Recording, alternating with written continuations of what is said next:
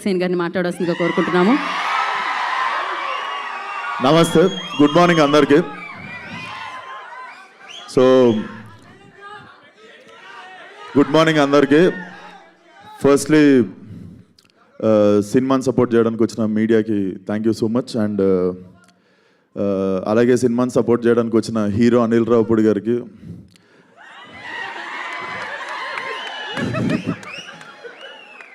మన క్రికెటర్ తమన్ గారికి thank you so much. And ఈ సినిమా చూసినప్పుడు ఈ ట్రైలర్ చూసినప్పుడు ఒకటే అనిపించింది అశ్విన్, వచ్చిన డైరెక్టర్ విశ్వక్సేన్కి థ్యాంక్ యూ అన్న, నువ్వన్నా గుర్తించినావు.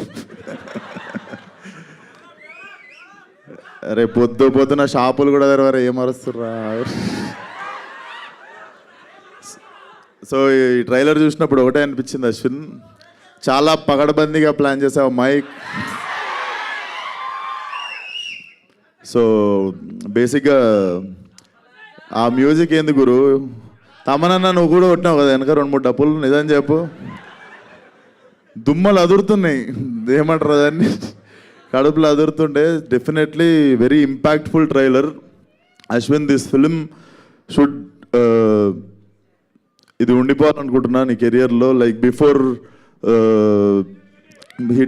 బిఫోర్ హిడింబ కాదు, శివం బజే, బిఫోర్ శివం బజే, ఆఫ్టర్ శివం బజే అవ్వాలనుకుంటున్నా నీ కెరియర్లో. అండ్ మనిషి చాలా మంచోడు, అస్సలు కల్మషం ఉండదు. జిమ్లో కలిసినప్పుడు కూడా he always rooted for me. And ఈరోజు నాకు రావడం కుదరకపోతే నేను గిల్టీ ఫీల్ అవుతుండే Ashwin. So this film should create a new mark in your career. And trailer కూడా చాలా ఇంపాక్ట్ఫుల్ అనిపించింది. అండ్ డెఫినెట్లీ అందరు చెప్పినట్టు ట్రైలర్ చూసినప్పుడు నాకు కూడా అనిపించింది there is some power behind this అని చెప్పి. సో అది శివుడు అనుకుంటున్నా. అండ్ August 1st ఆడియన్స్ అందరు కలిసి అశ్విన్కి బర్త్డే గిఫ్ట్ ఇస్తారు అనుకుంటున్నా బాక్స్ ఆఫీస్తో.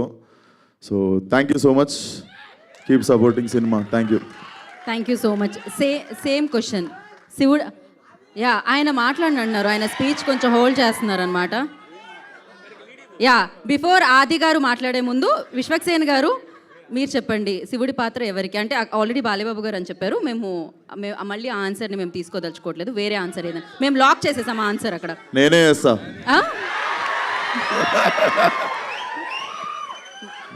బాగుంటుంది, ఖచ్చితంగా ఉగ్ర రూపమే పెట్టాలి అక్కడైతే.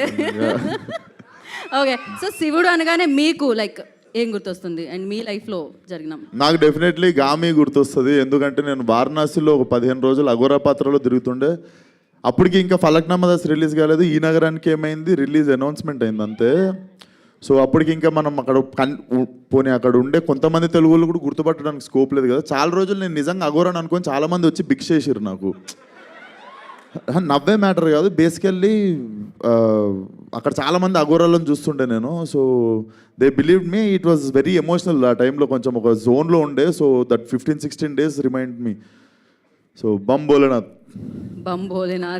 సీరియస్లీ మీరు ఆ సినిమాకి చాలా కష్టపడ్డారు, అంతే మంచి అప్రిసియేషన్ కూడా రావడం జరిగింది. అండ్ కాదు, లాస్ట్ పంచ్ ఆది గారు ఎలాగో అశ్విన్ మాట్లాడాలి, బట్